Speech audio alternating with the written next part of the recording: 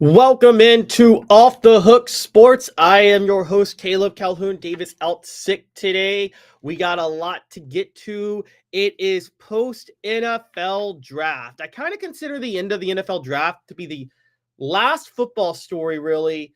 Like, it's almost a thing football related that gets you set for the summer, and then you don't really get back into it until media day starts. So it was a big thing that happened over the weekend. A lot of Tennessee-related news with the NFL draft. We're going to talk about Vols who were selected, Vols who went undrafted, and the best chances they have. And we're also going to break down, to be fair, the whole Shedeur Sanders situation. I actually think that story is more relevant than people think. So we're going to talk about the Shedeur Sanders situation, but also we have a couple of intriguing interviews to get to. One is Boo Carter with some, I might say, explosive comments on Nico Iamaleava. And then a really weird interview with Bill Belichick that we just have to talk about because it was one of the weirdest things I think I've ever seen. So click that like and subscribe button, ring the bell, turn your notifications on. The show is represented by Banks & Jones, Tennessee's trial attorney. Play to win, why settle Banks & Jones, led by T. Scott Jones, banksandjones.com. We are live from the Ted Russell Ford Lincoln studio. Ted Russell Ford Lincoln is your home for the finest vehicles in Knoxville, new and used, East Tennessee's largest Ford and Lincoln volume deal. Let's get started with today's tough question, and it deals with Boo Carter. Tennessee football defensive back Boo Carter, who spent time working on the offensive side of the ball in spring practice, gave his comments on Nico Iamaleava leaving recently. Carter was on a radio interview in Chattanooga, and he said, quote, about Nico Iamaleava, it was really shocking that he left. He left his brothers behind, but this may be a better opportunity for him at the same time. You've got to go with your gut, but I feel like he should have stayed and at least talked with the coaches. We didn't know what was going on when he didn't show up for practice that day. This was on a comment with WGOW Sports Talk, which broadcast Friday from the Cleveland branch of the Warren and Griffin law firm. Boo Carter was trying to be diplomatic because he said this may be a better opportunity for him. You've got to go with your gut. But saying he left his brothers behind and saying I feel like he should have stayed and at least talked with the coaches, that's a pretty revealing statement by Boo Carter. So I'm going to rework today's tough question just a little bit. And today's tough question brought to you by Banks & Jones, Tennessee's trial attorney, play to win, why settle Banks & Jones, led by T. Scott Jones, banksandjones.com. Did Boo Carter's comments and Nico Iamaleava's transfer reveal that the Vols are a very close-knit team, much closer than we thought? That'll be today's tough question. It's the poll. I'm setting it up right now. You guys can vote on it. Did Boo Carter's comments reveal Vols are a close-knit group outside of Nico? We'll do it this way. Boo Carter's comments and Nico Iamaleava transfer reveal remaining Vols. Okay, here we go. Did Boo Carter's comments and Nico Iamaleava's transfer reveal remaining Vols are a close-knit group? And yes and no are the answers. Please vote on the message board. Give me your thoughts. Well, we're going to talk about that because this is a kind of a big thing that Boo Carter talked about. Now, just to get to a few other things, Boo Carter talked about a few other things too. He actually said that Jacoby Thomas has decided to stay with Tennessee for a second consecutive year. We're not reporting on that because we talked last Friday about Jacoby Thomas entering the transfer portal. He's not listed in there yet. Carter is saying he's come back. There were rumors that he did this over money, so we'll see how that plays out. And Carter said Carter, who is going to start at the star position, would play with Thomas, Andre Turrentine, Ricky Gibson, and Jamal McCoy in the secondary. He basically said that he said facts in response to a question about Tennessee having an elite starting five in the secondary next year. So, and he touted the quarterback play. He said he thinks the quarterbacks are ready, the ones that were there in the spring. So I think there's going to be a lot to talk about with that. But in general, the real story, again, was Boo Carter talking about Nico Iamaleava. And it seems like Boo Carter and company felt genuinely betrayed by Nico Iamaleava leaving, which I thought might be the case, but you heard some people talk in defense of Nico Iamaleava. But let's just point all this out, what's happened recently. What we know based on Chris Lowe's reporting, Nico Iamaleava confided in a teammate about leaving Tennessee, and that teammate went directly to Josh Heupel. Boo Carter now says he feels betrayed by Tennessee, or effectively said Nico Iamaleava left his brothers behind. This gives off a vibe that these players are very close-knit and very loyal to Tennessee, and that speaks volumes to them. So I'm going to say that Boo Carter's comments and Nico Iamaleava's transfer, does it reveal that that the remaining players are a very close-knit group? Certainly looks like it. The show brought to you by Banks & Jones, Tennessee's trial attorney. Apply to win. Why settle? Banks & Jones, led by T. Scott Jones, banksandjones.com. Quick message for them. Why Banks & Jones? Well, it's because they're Tennessee's trial attorney. You can play to win with Banks & Jones because they'll go to trial. You've heard of other lawyers. They say they'll go to trial and fight for you. They won't. They just want to settle. That's the easiest way out. Well, that's not Banks & Jones, led by T. Scott Jones. They won't settle. They'll go to trial for you. Tennessee's trial attorney. They play to win. Truly, Tennessee's trial attorney when it comes to criminal defense or personal injury. Why settle? It's Banks & Jones. T. Scott Jones. All right, welcome back to Off the Hook Sports. The poll question, did Boo Carter's comments and Nico Iamaleava's transfer reveal the remaining Vols are close-knit group? 100% of you say yes, 0% of you say no. That's pretty revealing, actually. That's kind of shocking. I thought some of you say no, this doesn't prove anything. Because as you guys know, I mean, I know he's no longer with the team anymore. We're going to talk about him getting drafted, but Dante Thornton actually did defend Nico Iamaleava and talked about people not knowing the full story.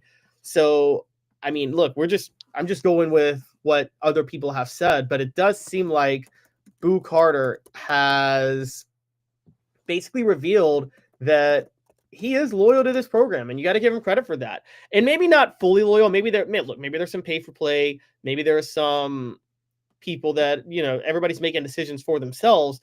But I think the idea is once you're there in spring practice, here's where I think this goes. I think the idea is once you've done whatever negotiating you need to do to get the money for yourself or whatever, you need to stay loyal with the guys that you're going into the trenches with. And I think that's the way a lot of football players think. I think that's the way football teams think. And remember this, we had reports from SI. We always heard about Nico Iamaleava and Mike Matthews, but SI reported at the end of January that Nico Iamaleava and Boo Carter were working out together in the offseason. It seems like they were really trying to work Boo Carter into the system as the slot receiver, the two-way player, alternating time with Braylon Staley. So, and then Nico even talked about Boo Carter kind of being a leader in the receiver room, even though he was a defensive back. So I think Boo Carter making this comment really reveals how close-knit some of the Vols are, and it really shows how much of a leader Boo Carter could turn out to be. So honestly, this is a very good sign for the Vols in a certain way. I would venture to say that Boo Carter is going to, as a sophomore, emerge as one of the best leaders for this team. But I mean, that comment right there, he left his brothers behind. I mean, that is a revealing comment about how he and a lot of other people feel about the way Nico Iamaleava left. Because I didn't see somebody saying that. I'll be honest with you, I did not see that coming. I thought there might be a little bit more diplomatic talk, but I didn't see that coming. As far as, again, him saying Jacoby Thomas is staying, that really shows Boo Carter's leadership too. So maybe another today's tough question. And I'm going to set this up for you guys now because this one's not even debatable. Is Boo Carter the best leader on the team as a sophomore? Is Boo Carter now the Vols' best leader, even though he's a sophomore? Because that's my new today's tough question. Because quite honestly, I think Boo Carter is showing a level of loyalty, maturity, and commitment to the program that we haven't seen from a lot of people at Tennessee. I think Boo Carter is, I think he did do, a lot of his negotiations was not about money. A lot of his negotiations, for those who don't know, is about more playing different roles and things like that, but he was always publicly committed to UT. It's funny, Boo Carter, there have been, unlike Nico Iamaleava, who Tennessee supported the whole time, with Boo Carter, there were consistent questions about his character and his loyalty to the program and everything like that, but he hasn't wavered. He stayed committed to Tennessee. We reported back in December of 23 that he was going to flip to Colorado the way everybody had reported, and he didn't. He was clearly recruiting for Tennessee, going on other recruiting visits to do so. And now he's saying what he said about Nico. I think Boo Carter is the best leader on this team, even though he's a sophomore. I really do. I know that sounds crazy, but I think Boo Carter is somebody that Tennessee's going to turn to this year. He's done very, very well, and he deserves a lot of credit. Portions of the program are brought to you by Chattanooga Mortgage. Congratulations, your home search just got easier. Buying a home in Chattanooga has never been easier. Chat with 2tsmortgage.com. Chat with 2tsmortgage.com. So vote on the poll question. Is Boo Carter now the Vols' best leader, even though he's a sophomore? Right now, we got 14 votes, and we're at 50-50. 50% yes and 50% no. If he's not the best leader, guys, who is? I mean, Cooper Mays is gone. Amari Thomas is gone. People thought Nico Iamaleava could have been a leader. He's obviously gone. Brew McCoy's gone. Who is the leader of the Vols if Boo Carter is not their best leader right now? Who's their best leader? I mean, that's a real genuine question. Dave, B.S. Osborne says Miles Kitzelman seems to be one of, if not the main leader. Okay, Miles Kitzelman, that's a fair one. On offense, at the very least, you have a point. David Speak said, I see Josephs, Arian, and Boo Carter as our defensive leaders. Joshua Josephs and Arian Carter. Yeah, no, I agree with you on that. I think those guys could all work too. But I think Boo Carter shows a level of vocal leadership that's not really seen nowadays from younger players. And I think there's a lot to respect about that with Boo Carter. Portions of the program are brought to you by the Hemp House, the premier hemp dispensary online with a wide variety, great selection, and strict standards. Hemp House Chat with 2ts.com. Hemp House Chat with 2ts.com. Use the promo code HOOKED for 10% off. All right, it's time for some NFL draft talk, and we got a lot to get to because there was a lot to cover in the NFL draft. It ended up, we covered James Pierce being selected last Friday. But the NFL draft has wrapped up on Saturday, and 4 Vols were selected. 4 Tennessee players were selected. James Pierce, norman-lott, Dylan Sampson, and Dante Thornton all went in the draft. All went in the first 4 rounds, which was a really good sign for how good they were and how valuable they were deemed. We're going to play a little 4 downs and talk about who went to the best spot and talk about what we think of the spots that each of them went to, because not all of them went to the ideal spot, and you're going to see that. So, but I do think that they all could be in good and decent situations. So we're going to see how this all works out. But I think that Tennessee should be very proud of the fact that they have 4 guys that were drafted in the first 4 rounds, and Josh Heupel it's just proof that of the job he's doing. I mean, Josh Heupel's just doing an incredible job as a head coach of Tennessee to be able to get that many players drafted that early in his tenure. It just seems like a regular thing now for players to get drafted out of Tennessee, and it also kind of throws a wrench in the whole concept of Nico Iamaleava saying we want to go to the NFL, because the truth is, again, you will go to the NFL, but that's, if you get drafted, you will develop. So playing a little 4 downs now. 4 downs is brought to you by Hound Dogs of Knoxville. Champions look good in orange. hdknoxville.com. hdknoxville.com. Let's play 4 downs. I don't have the elements, so I'm just going to throw it out. Cooper Mays. Cooper Mays tells you to hit like and subscribe, and Cooper Mays says first down. First down, James Pierce to Atlanta. Now, Atlanta traded up to get Pierce. So while Pierce has a ton of potential, he also has a ton of risk due to some of the character concerns. I'm just going to say this up front. I think this is a great situation for Atlanta. I don't think Pierce has the character concerns everybody thinks about, and Atlanta clearly isn't worried about that. Hence the reason they traded up, and he is at least the type of player that'll show that if you're going to be, I think whatever you're worried about with Pierce, now that he's in the NFL, with Atlanta showing they fully believe in him, they're going to give him a chance to thrive. And I think Pierce is going to appreciate that and respect it, and he's going to respond in a very good way. So I actually think that James Pierce is going to a very, very decent situation in Atlanta. I really do think that Pierce is probably a little bit of a tweener, could be a little bit of a tweener, but I still think in general he is very, very, very, very elite. So second down, Kansas City, norman-lott. I mean, guys, a lot of this is just about the team that he went to. There were debates about norman-lott if this is where he really would belong or where he would be good enough to go. A top 2 round seems pretty high for Omar Norman-Lott. But look, Kansas City has made success out of Vols recently. They've had a lot of them work out. We obviously know Eric Berry and then Trey Smith. Dustin Colquitt was there for years. Kansas City's had pretty good success with Tennessee players recently, and they're Kansas City. They're the best run franchise in the NFL. So you got to think Omar Norman-Lott's going to a good situation. He's going to be part of a solid rotation. So Omar Norman-Lott is very, very good as a pickup for Kansas City. I think that's a great pickup. I think that Omar Norman-Lott would get a chance to play pretty early because of everything that's happening. So I'm a fan of that. I'm a fan of Omar Norman-Lott to Kansas City, as crazy as that sounds. Alrighty. Third down. We got Dante Thornton. Dante Thornton is going to the Raiders, and I am sorry to say I'm not high on this one. I don't think Thornton is a bad receiver, but I think Thornton has issues with injury that could hurt him. He's played out of position at different times at Tennessee. And also the Raiders double dipped with receiver because they also took Jack Beck in the 2nd round, and then they took Timothy Malo in the 6th round. So Dante Thornton's going to get a lot of competition to try to get on the field. It's probably going to work against him because he can't stay too healthy. So I think that's probably the worst of the 3.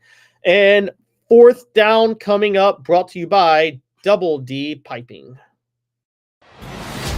Double D Piping provides full-service fire protection on any scale. From residential homes to government facilities, we can assist any customer through design, fabrication, installation, inspection, and demonstration of fire suppression systems. With 30 years of service across 5 states and a full staff with over 40 years experience, our quality can't be beaten. Don't get caught watching what you could have prevented. Call Double D Piping. All right, 4th down here on Vols taken in the NFL draft.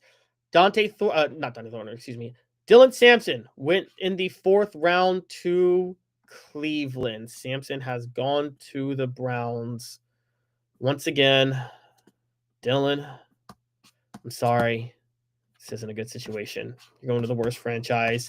The only thing that could help you is Jimmy Haslam is a Tennessee fan, so maybe he'll try to be a little extra fair to you. But going to the Browns that is a really bad situation. And he's behind Quinshon Judkins, who got drafted in the 2nd round while he fell to the 4th round. So I don't think Dylan Sampson's in a great situation there. I apologize on that. So if I'm ranking these, the best to worst situation is Dante Thornton. Dylan Sampson's the 3rd worst.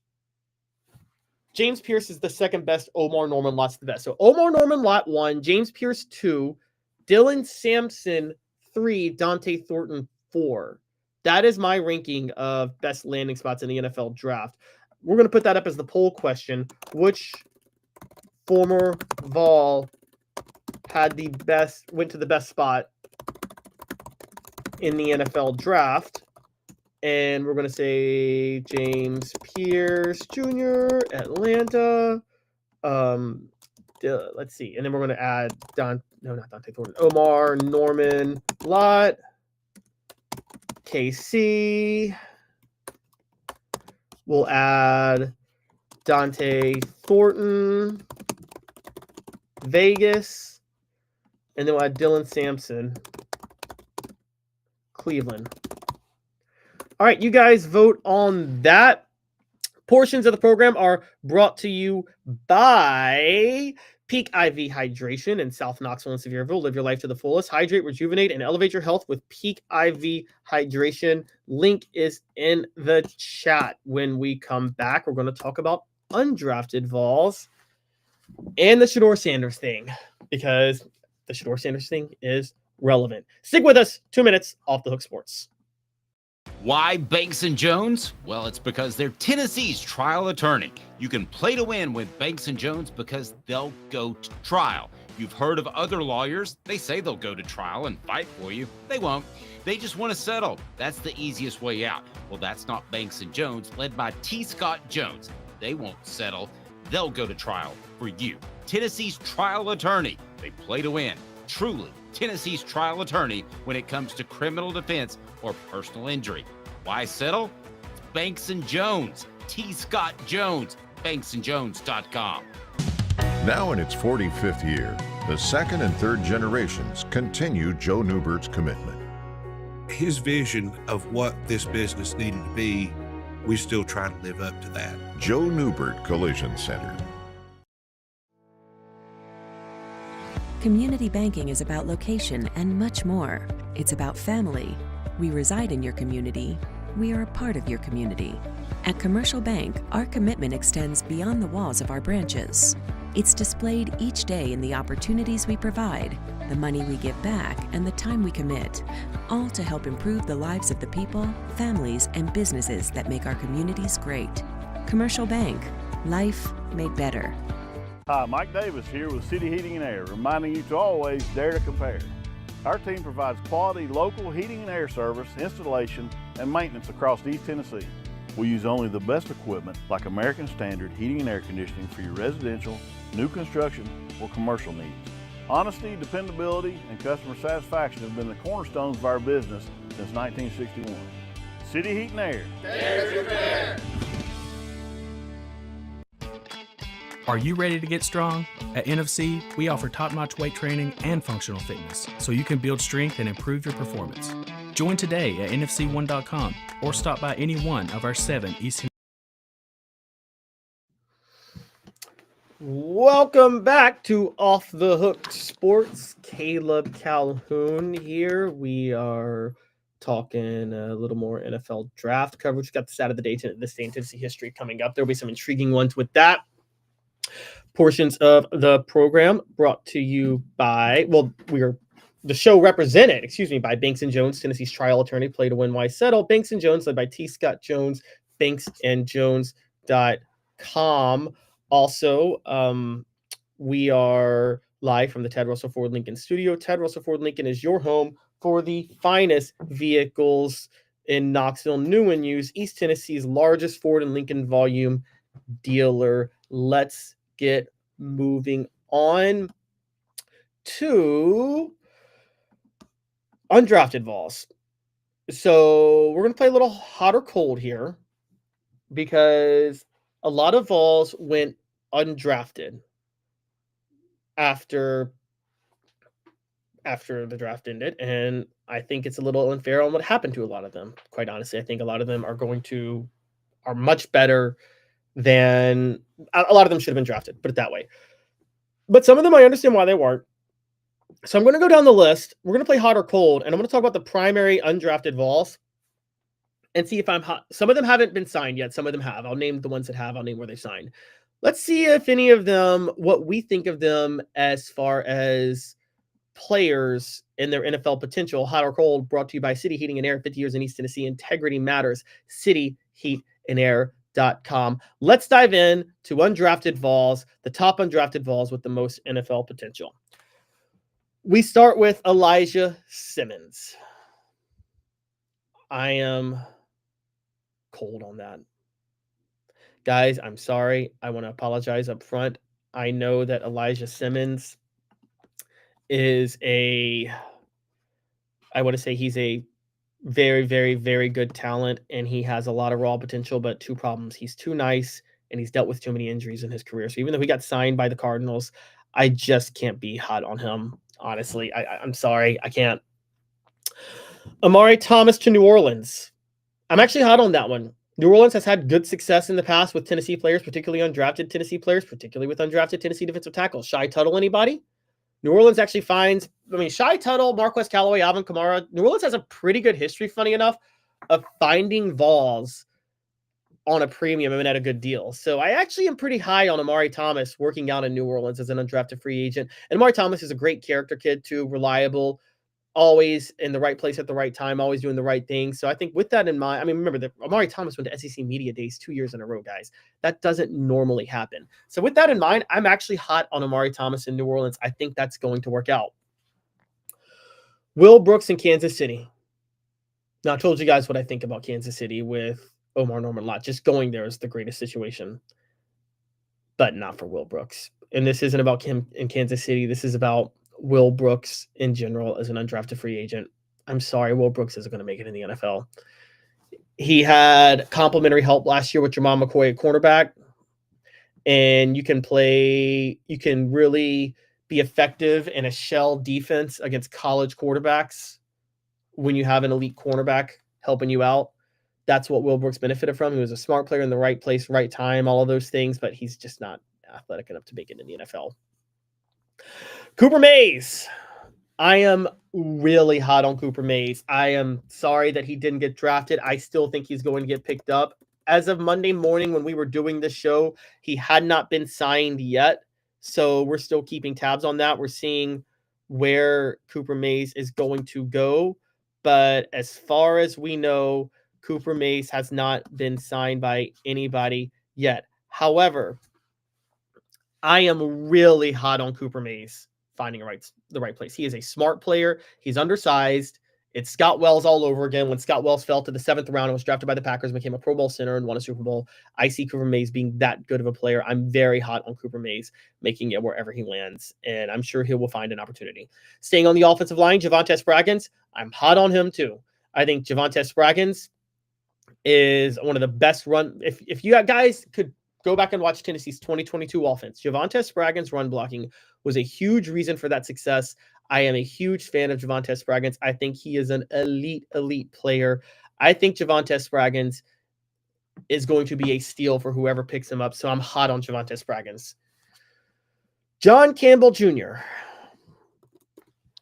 I am not hot. He hasn't been signed either yet as of this morning. These are players that have not been signed yet as of this morning, as of Monday morning. I'm just not as hot on John Campbell Jr., guys. I'm sorry. I think that I respect him. I like his game. I like his effort. I think he moves just a little bit too slowly to play tackle in the NFL, so I don't think it's going to work. And finally, hot or cold, brought to you by City Heating and Air, 50 years in East Tennessee. Integrity matters, cityheatandair.com. Got one more player that I don't know where I should land on him yet. I'm not as sure. I'm going to bring him up in a minute. First, a quick message from City Heating and Air. Hi, Mike Davis here with City Heating and Air, reminding you to always dare to compare. Our team provides quality local heating and air service, installation, and maintenance across East Tennessee. We use only the best equipment like American Standard heating and air conditioning for your residential, new construction, or commercial needs. Honesty, dependability, and customer satisfaction have been the cornerstones of our business since 1961. City Heat and Air. Dare to compare. All right, the final undrafted Tennessee player, Bru McCoy. Where is he going to land, and will he work out? Here's my thing with Bru McCoy. Bru McCoy last year was battling, he was coming back from his broken leg in 2023. He had very clearly lost a step. I'm not a doctor, so I can't answer this. Did he lose a step permanently? Or did he just lose a step last year because he was recovering from his injury? That's the question we have to ask. And honestly, I don't know the answer to that question. Because with that in mind, Bru McCoy, I think, he's got to be, when he's fully healthy, I think Bru McCoy is the best player in this draft. I mean, it was the best prospect for Tennessee in this draft. I do, but he wasn't Bru McCoy last year. He had lost a step. Tennessee probably shouldn't have started him. They probably were I don't know. I get why, but they probably should have started Mike Matthews. He just wasn't himself. So here, put it this way. If Bru McCoy has lost a step permanently, I am cold on Bru McCoy. But if he has not lost a step permanently, if he gets back to his old self from 2022 before the broken leg, I'm actually very hot on him, and somebody's going to get him in a steal. I mean, that's a Jawan Jennings situation all over again. So we're going to see how that goes. That's going to be a really, really, really big deal going forward. So Bru McCoy, I am very, very, very high on as far as if he has not, and this is a big one, if he hasn't lost a step permanently. But if he has, I'm sorry, I just don't see how Bru McCoy can be effective. I mean, that's just kind of that's the only way I can look at it from that perspective. So as far as the poll question goes, Well, let's bring this up. A couple more. John Campbell Jr. has received a mini camp. As we're talking, he's received a mini camp rookie invite from Miami, the Dolphins, and the 49ers. I think he'll get a look. I just don't think he's going to be good enough. I'm sorry. As far as the poll question goes, which former Vol went to the best spot in the NFL draft? And we're talking about drafted Vols. Omar Norman-Lott running away with it at 62%. James Pierce is second with it. Omar Norman-Lott, by the way, went to Kansas City in the second round. James Pierce is second. Went to Atlanta in the first round at 25%. Dante Thornton and Dylan Sampson are each tied at 6%. So Omar Norman-Lott, as people really do believe in the Chiefs and the organization that they run. I understand why. I would be the same way. So kudos to them for that. But yes, Omar Norman-Lott getting all the credit in the world for going to the best spot. I'm high on Omar Norman-Lott too.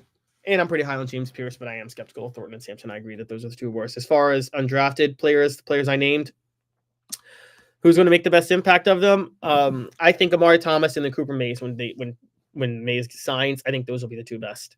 I think those are going to be the two that make the biggest impact. Amari Thomas, Cooper Mays, and Javontes Fragrance are going to be the three that make the biggest impact of undrafted free agents. And Tennessee has a pretty good history with undrafted free agents making it in the NFL.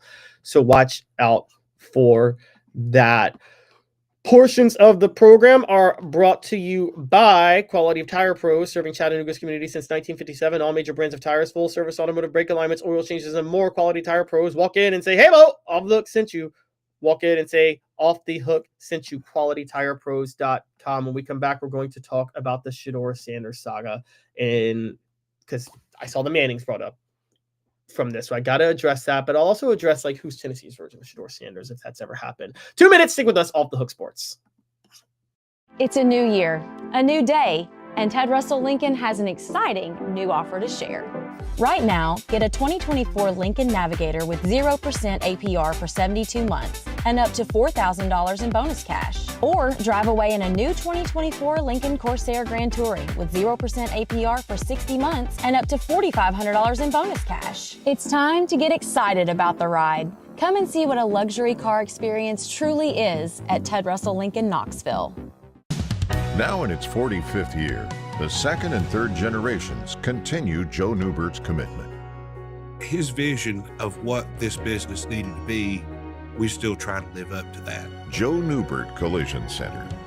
Having been in the jewelry industry for a long time in the Knoxville community, I saw a need for a jeweler, a real jeweler. Our ability to do these designs has really been based on the customers bringing new things in and challenging us as a store. Our goal is not to tell anybody what they want.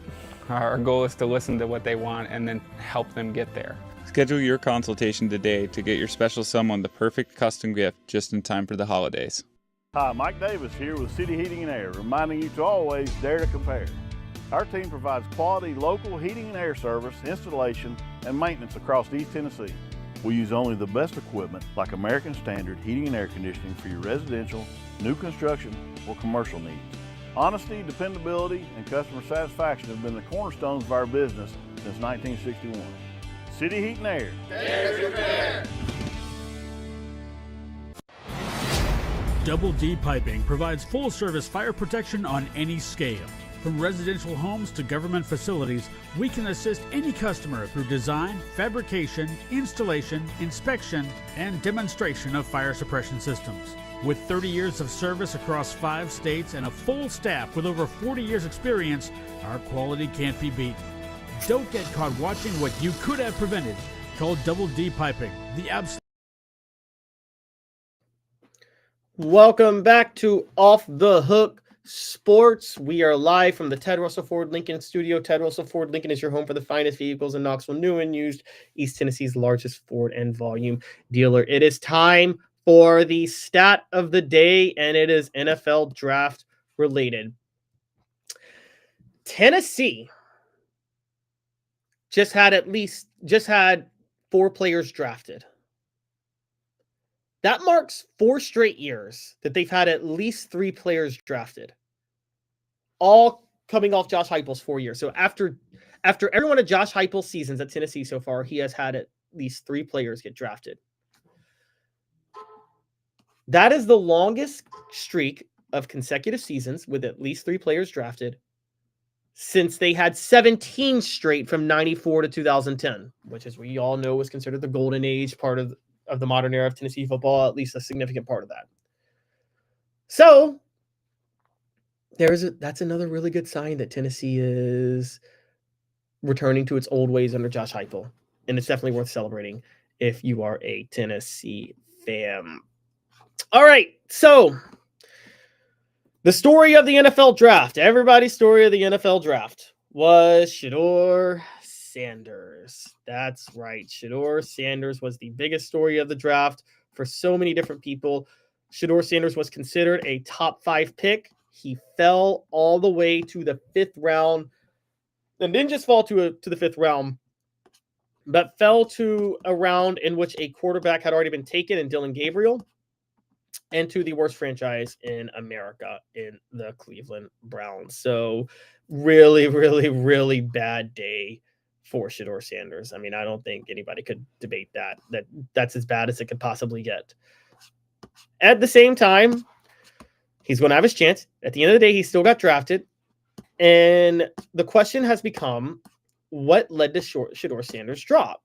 Because he was deemed a very high draft pick and a very valuable one. So why did somebody who could have been a very high draft pick just fall like that?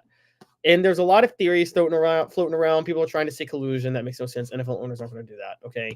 That's like when Des Bryant tried to say there was collusion against Nico Iamaleava, and one of the dumbest things anyone's ever said. There's not that. Owners aren't about to collude when they're desperate to try to win a game. That they just don't do that, guys. I'm sorry.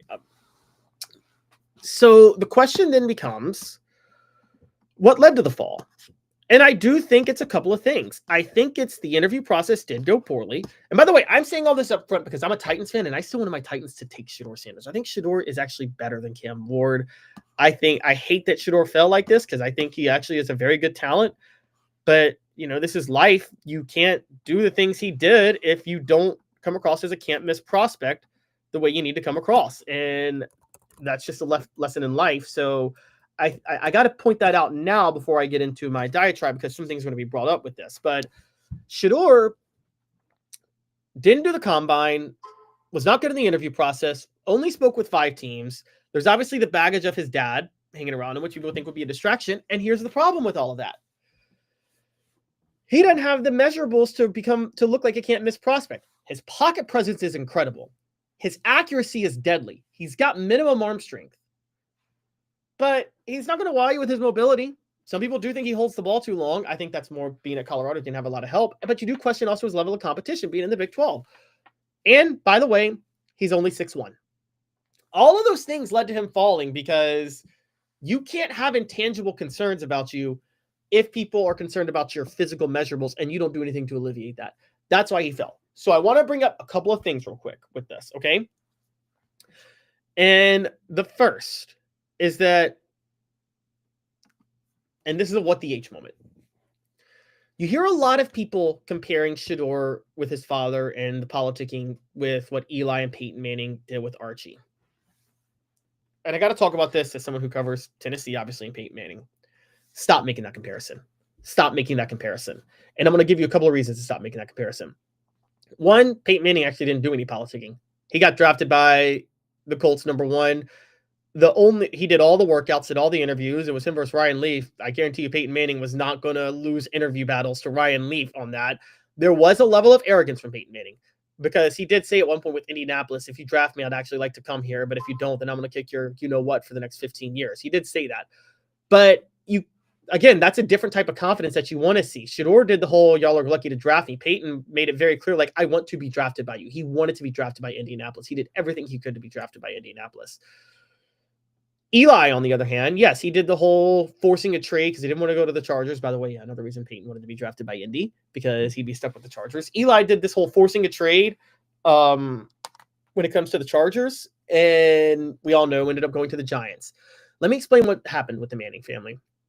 Archie Manning was stuck for 11 years playing for the worst franchise in the NFL. He didn't want his kids to go through that situation. So he would try to orchestrate moves in which they would get drafted by organizations that were not nearly as dysfunctional. Just so you know, Peyton Manning, excuse me, I firmly believe to this day he would not have stayed till his senior year if the Jets didn't have the number 1 pick in the draft. I think the Jets were such an incompetent franchise, Manning didn't want to play for them. Now, here's the other thing with the Mannings. One, they interviewed with every team. They were acing the interview processes. Look, we've heard this. Like, Peyton blew people away in the interviews. And then the final part is, and this one has to be brought up, the measurables. Now, I know people question Peyton's arm strength, and say he throws ducks. I think people are really stuck on the older Peyton Manning and not the younger one that was a much better athlete than people realized. But Peyton and Eli were both 6'5". Shedeur's 6'1". And Peyton and Eli had been tested playing in the SEC. Shedeur had been tested playing in the Big 12, and we don't know that level of competition. So comparing Shedeur Sanders and Deion to the Mannings is not a smart comparison. I mean, I just think that's I don't think that makes sense. I don't think there's any way you could rationally look at Shedeur Sanders and look at the Mannings and say that they were the same and Shedeur was punished for it while the Mannings weren't. No, that's not how that happened. The Mannings passed the measurables. Shedeur doesn't because they're 6'5", he's 6'1". They aced the interviews everywhere. They did not interview with teams, okay? There were a lot more than just, it wasn't, yes, there was the whole Eli being not wanting to go to the Chargers and his dad trying to force him out of there. That's fine, but that's not the same as what Shedeur was doing, where he only interviewed with 5 teams and he bombed the interviews from what we understand. So, look, let's be honest here. Again, 6'5" versus 6'1". That's the biggest thing. So stop comparing Shedeur to the Mannings. It just doesn't make sense. That's not an apt comparison. A quick message from Ted Russell Ford. We are going to play them real quick, and when we come back, we're also going to talk about who was Tennessee's historical version of Shedeur Sanders. I want to get that out, but you guys let me know. Guys who shockingly fell in the draft. First, a message from Ted Russell Ford. Like a blast from the past, the Super Dealer is back. Look to the skies, Knoxville.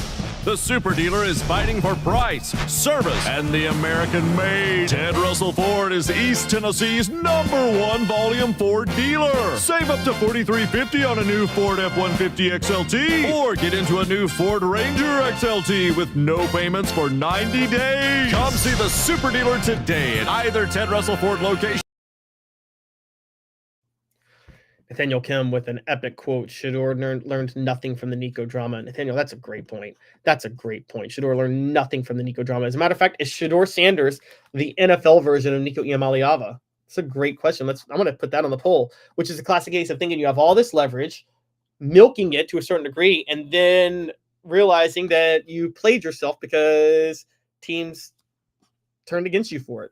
That's a great question. Is Shedeur Sanders the NFL's version of Nico Iamaleava? Yes, both played themselves. And no is the other one. Okay.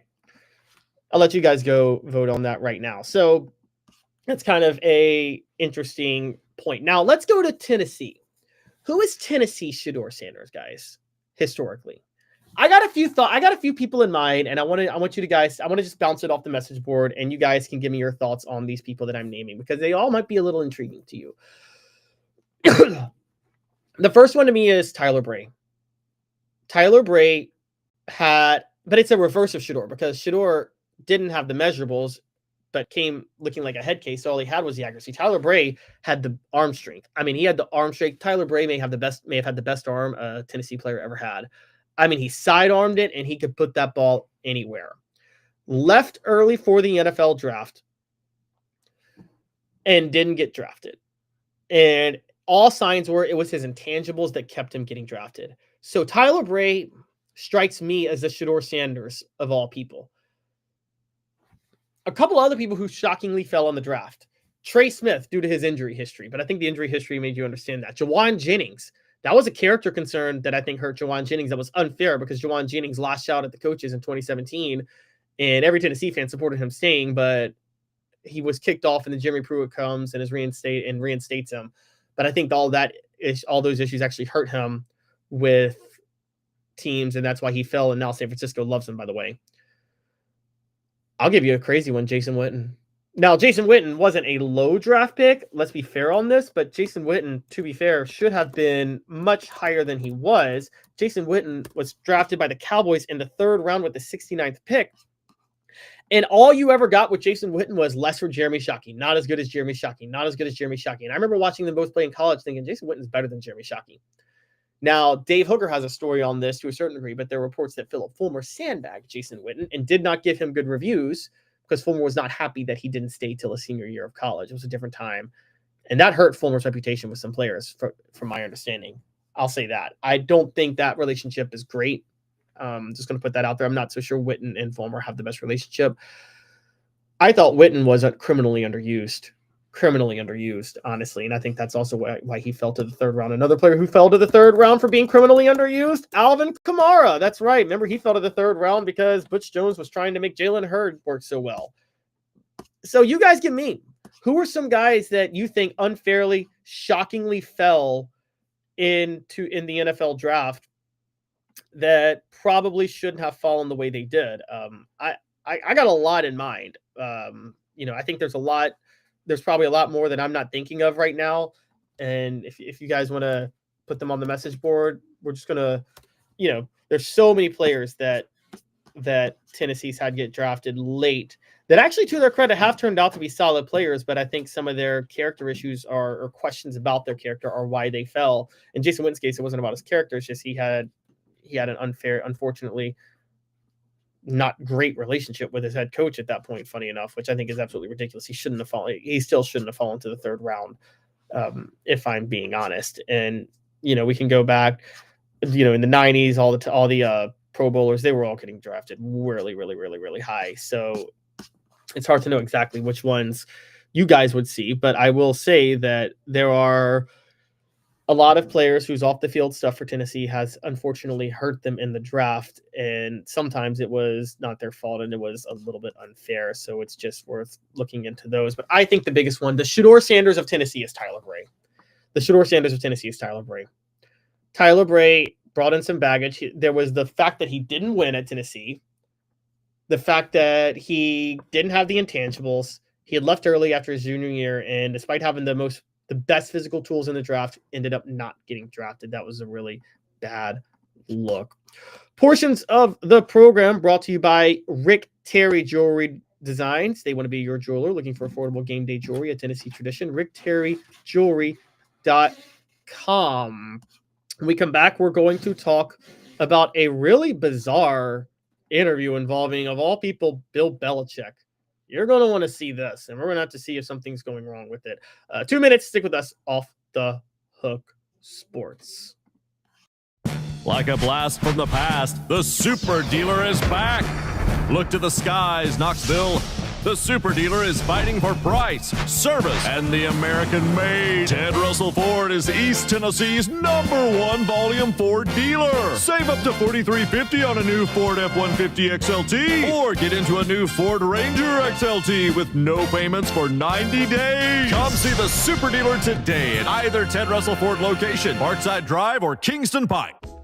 Sports Treasures in North Knoxville is one of the South's largest sports cards and memorabilia dealers, featuring over 10 million sports cards from vintage to modern. Sports Treasures carries a full line of hobby boxes, singles, autographed memorabilia, Tennessee Vol collectibles, fan cave decorations, and so much more. See a museum full of collectibles at Sports Treasures, 4819 North Broadway in Fountain City, and Sports Treasures on Facebook. Sports Treasures, where the real sports fan goes to shop. Community banking is about location and much more. It's about family. We reside in your community.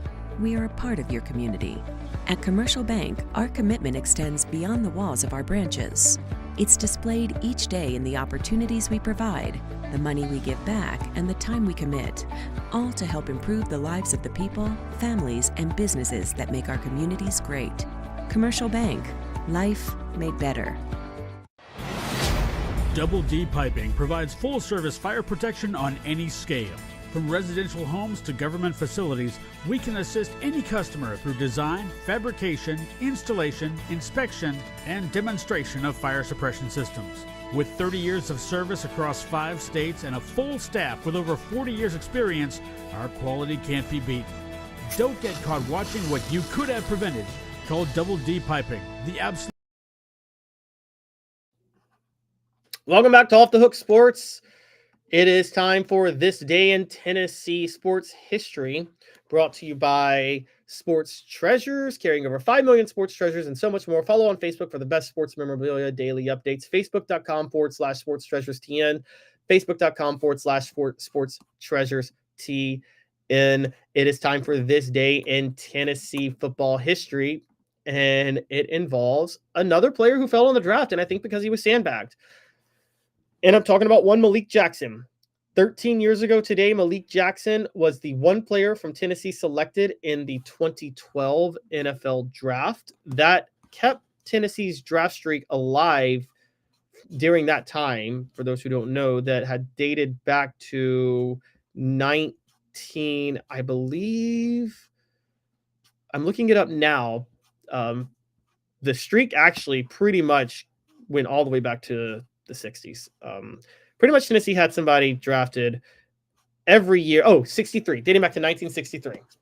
Yeah, Malik Jackson kept Tennessee's draft streak alive dating back to 1963 by getting selected in the 5th round and fell to the 5th round, but ended up becoming a very, very good player. And for those of you who don't remember, was a crucial part of that Broncos Super Bowl team that delivered Peyton Manning his last Super Bowl on his way out the door.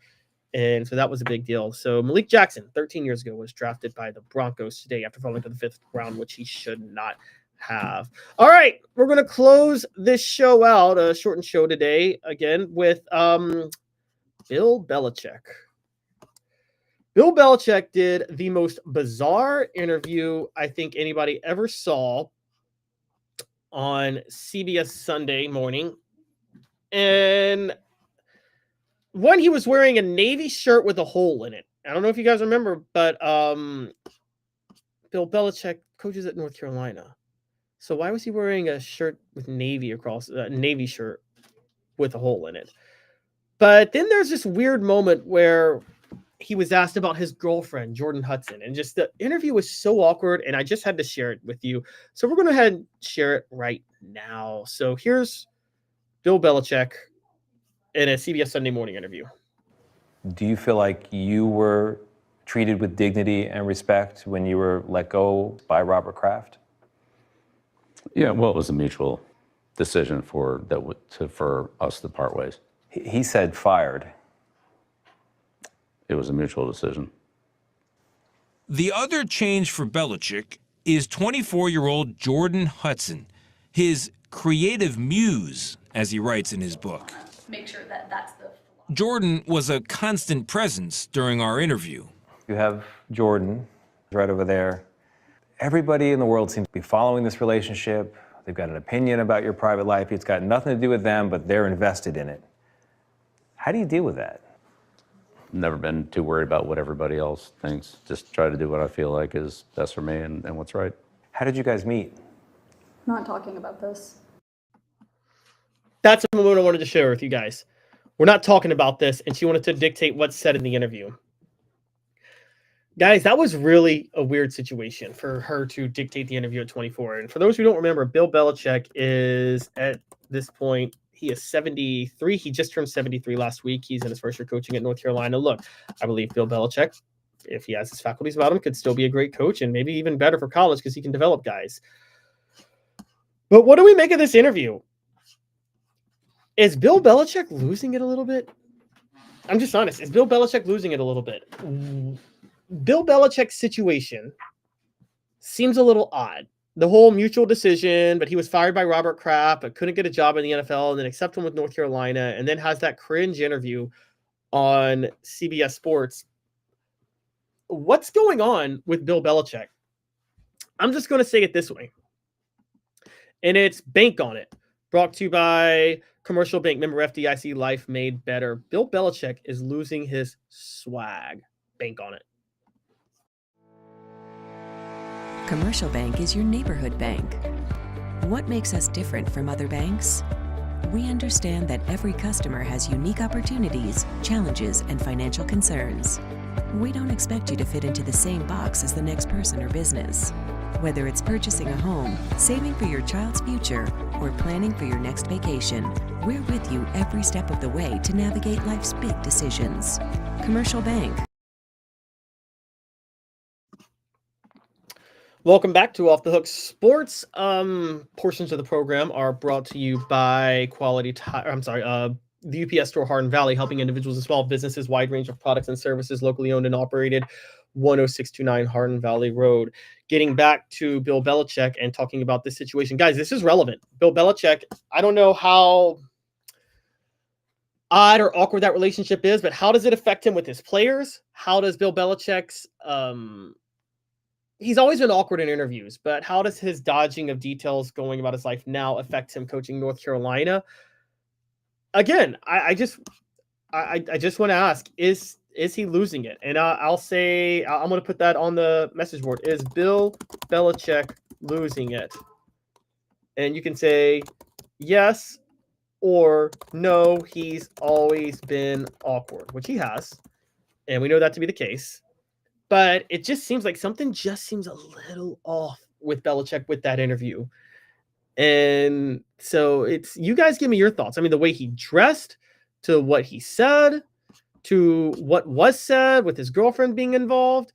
I mean, I just don't know if Bill Belichick is really in a totally normal state right now. I mean, I'm not suggesting anything, but that was just a really, really, really weird interview to a certain degree. That's all I would say with that. Bill. So now, as far as recruiting, does this help or hurt Tennessee? Well, look, we thought Bill Belichick could be a threat to Tennessee, but if this little extra drama goes on with him, I don't know. Maybe he's not as much of a threat as we thought. I'm just saying it's everything happening with that is really, really, really awkward. Let's just say it like that. Now, I know, look, Tennessee themselves has a head coach in Josh Heupel who tries to dodge every question no matter how obvious the answer is. This also reveals why teams didn't want to hire Bill Belichick a lot of times, because he just seems so standoffish in interviews. And it seems like as he's gotten better with time and gotten better with age, he's felt the freedom to be a lot more standoffish in interviews. But I think maybe we talk about Shedeur Sanders playing himself, or Nico Iamaleava played himself. Maybe he played himself, and that's why he didn't get an NFL hire. Nick Saban did the same thing back in the day. Nick Saban got a lot meaner to the media after he had developed his credibility as a coach. But he wasn't leaving Alabama anytime soon, so that one didn't really matter as much. But Bill Belichick, I think, given how Tom Brady went and won a Super Bowl after he left Bill Belichick, I think that he lost a lot more cachet than Nick Saban had. So the truth is, we don't know how this all worked. I mean, Bill Belichick is clearly having fun with his girlfriend. They're posting photos all the time. He calls her his muse. It is an odd, weird situation. I'll just say it like that. It's an odd situation, and I don't really know what to make of it. As far as our poll question goes, is Bill Belichick losing it? We got 35% saying yes, and 65% saying no, he's always been awkward. He has always been awkward, but I just don't know. There's still something a little weird with him, guys. There's something really, really, really weird with what's going on with Bill Belichick at UNC. But hey, maybe that's what makes him a good coach. Maybe the quirkiness is what makes him such a good coach. But the question is his girlfriend interrupting him for interviews constantly now? Is that happening? I mean, that's a weird situation. This is a profile on Bill Belichick, the new college football coach. And his girlfriend gets to jump in and basically control the situation. I don't know. Again, why would that be the case if he's all there? Something's off, guys. Something's really, really off with Bill Belichick. Something was off with him taking the North Carolina job to begin with, to me. Something's off with the way he dressed for that interview. I mean, I know he's the hoodie guy and all of that, and everybody likes to talk about that, but still, every part of this just seems odd. And I know people will say he regularly dressed like this when he was coaching New England. That was true. He would dress awful when he was coaching at New England, but like, I don't know, something about the CBS Sports thing when you're a college football coach, just it hits a little bit different, and it feels like that's not something he should have been doing there. So there's just something, again, I'm just going to make it clear, there's something really off with Bill Belichick right now. So I don't know what that is. Which head coach is how about this? Which head coach in college football has the most unique personality now? And we're going to go Deion Sanders, Lane Kiffin, and Bill Belichick.